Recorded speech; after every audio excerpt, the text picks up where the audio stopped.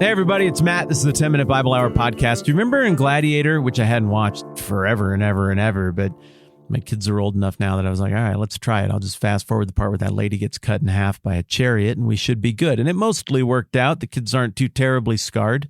But we were watching Gladiator and we got this scene where the guy who runs the Gladiator outfit, I can't remember his name, started with a P maybe. He's the old guy, the old veteran. He used to fight gladiatorial combat in Rome. And now he's got a hot prospect on his hands. It's the general, Maximus Meridius something to something, lots of Latin sounding things. It's that guy. And he's really good at war because he's a general and he's awesome and he's dominating in the minor leagues. And then this guy, he calls him up and he's like, all right, look, here's the thing. We're going to go to Rome and I can tell you're mad. You're going to go fight in the big leagues. But you got to understand, it's not about the stabbing. It's not about how awesome you are at that. It's about winning the crowd. You got to win the narrative. That's effectively the speech. And I remember watching that as a kid and being like, well, it's kind of about the stabbing though, isn't it? I mean, really, at the end of the day, if you're a gladiator and you want to keep gladiating, you just want to stab more than you get stabbed.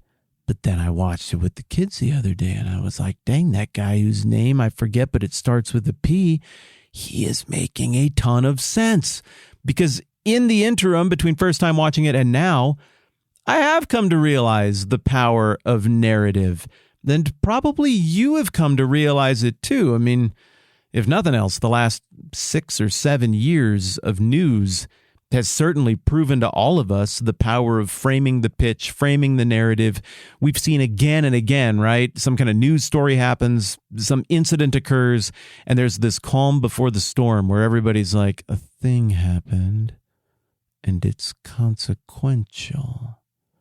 But I'm not sure if this helps or hurts my team. I'm going to wait to start blurting out uninformed opinions on the internet until the thought leaders tell me what to think and how this makes the other team look bad.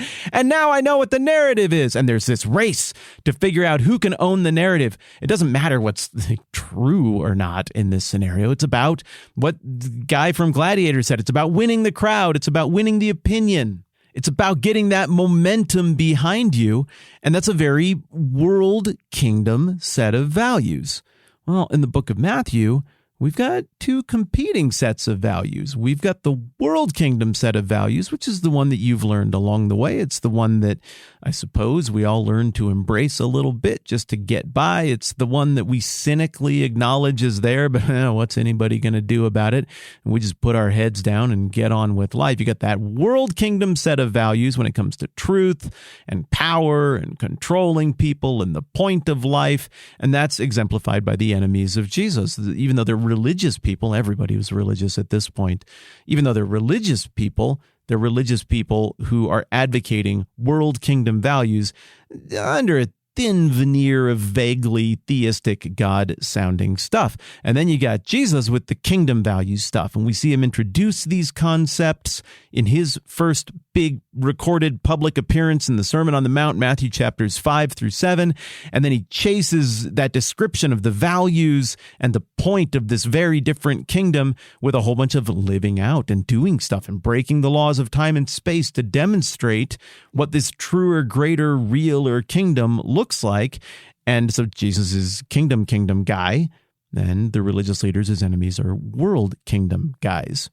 Manipulatively, aggressively, deceptively control the narrative because people are idiots to be controlled. And if you can win the crowd, you can win whatever you want is a world kingdom value.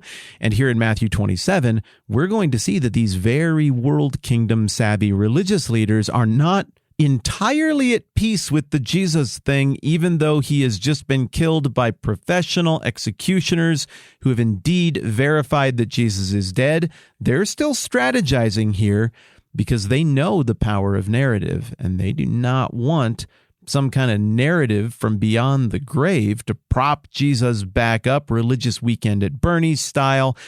and cause some kind of sympathy or following that could threaten their power they've worked so hard to defend. So what do we know so far? Matthew 27:57 gets us into that Joseph of Arimathea business we were talking about last week.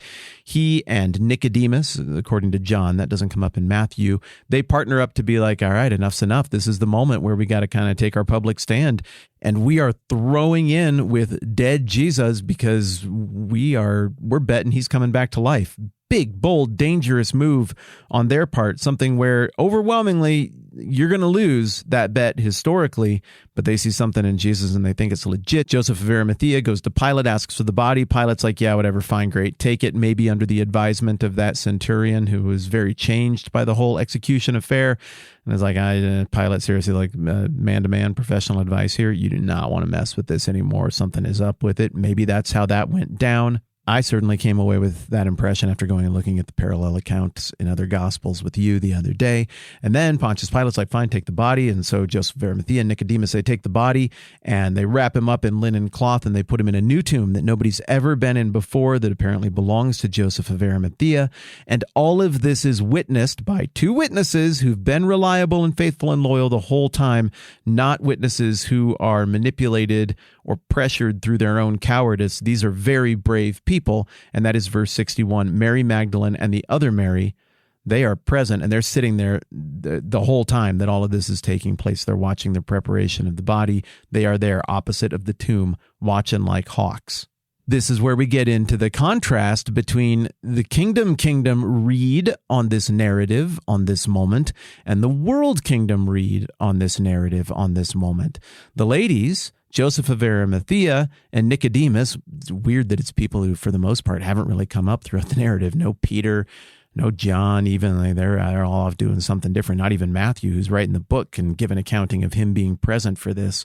But this unlikely group of heroes of kingdom value, kingdom citizen types, they're taking this big risk, and they are there because they think the narrative is Jesus is going to be handed over to the chief priests and the elders, the Pharisees, the Sadducees. He's going to be executed, and on the third day, he's going to be raised back to life. That's what they think the narrative is going to turn out to be, and they want to watch it. They want to be there for it. But on the other side, verse 62, the next day, the one after preparation day, the chief priests and the Pharisees also went to Pilate. Also is my little italicized addition there.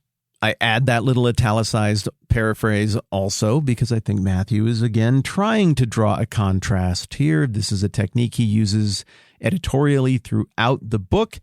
And I think the contrast is between the kingdom narrative people who go to Pilate and the world kingdom narrative people who go to Pilate. Why do the kingdom people go to Pilate? Well, because they think it's all true, and they think that Jesus' body shouldn't be disregarded and mistreated and to be consigned unceremoniously to some mass grave. Now we get the world kingdom people approaching Pilate, and they come up and they're like, sir, they said, we remember that while he was still alive, that deceiver said, after 3 days, I will rise again. So give the order for the tomb to be made secure until the third day. Otherwise, his disciples may come and steal the body and tell the people that he's been raised from the dead. And this last deception would be worse than the first. Matthew's presentation of these guys paints them as dripping with deception. And that's consistent with how they've been presented throughout. The fact that Jesus goes to the cross at their behest would seem to support Matthew's read on that. But do you notice how eager they are to preserve Pontius Pilate's dignity and to defend the truth?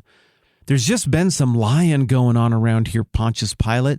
And as people who love the truth, maybe the most of all, we just couldn't bear to see another horrible deception, perhaps the worst one of all. We're going to need to make sure nothing goes down here. And so unwittingly, what they think they're doing is narrative control work. They're going to have the vouch of a Roman guard to prevent any shenanigans and to serve as witness to say, yeah, nothing happened. So we get a contrast of two witnesses who are going to be stationed at the tomb then. You see what Matthew is doing here? It's pretty nifty. The narrative witnesses, number one, Mary and the other Mary, they're there the whole time watching the whole thing happen because they have a kingdom narrative perspective on this, which the scriptures hold out as being the true read on all of this. Then you've got the deceptive read on all of this, and you got two witnesses there as well. They're going to be Roman guards. So both sides have made moves to safeguard the narrative. But the interesting thing that's going to happen here that I think is so cathartic to imagine happening in this world is that for once, it's not going to be some silly narrative battle where some people are like, no, that wasn't what was said. It was actually the other party who did that and inflicted those injustices. No, it was not. It was you who did it. Well, let's go back and look at the receipts. That's the kind of nonsense narrative squabbling that we see all the time now. And truth just goes through the ringer. Here, it's not going to come down to a silly little narrative battle. It's going to come down to, in the mind of Matthew and in the mind of the original audience, well, did that guy come back to life? Because if he did, and anybody saw that, it kind of settles it. So we're getting all the dance steps of a narrative battle here between a kingdom narrative and a world kingdom narrative, and it's setting up for a very satisfying conclusion for the person who's reading the book of Matthew and is convinced, like the centurion and so many others, that Jesus is who he says he is, and that what's going on here is going to change the course of all of history. I saw a couple more of you were kind enough to write reviews on your various podcast apps. That helps a ton in getting the word out. It signals to those different podcasting apps so that people listen to this and that they like it and that other people might like it. And so those reviews are about much more than the obvious encouragement that it provides to me. That's also a simple thing that you can do if you want to help get the word out about this podcast and invite more people to the conversation. Or you could also not, which is also cool. Thanks for hanging out with me. I'm Matt. This is the 10-Minute Bible Hour Podcast. Let's do this again soon.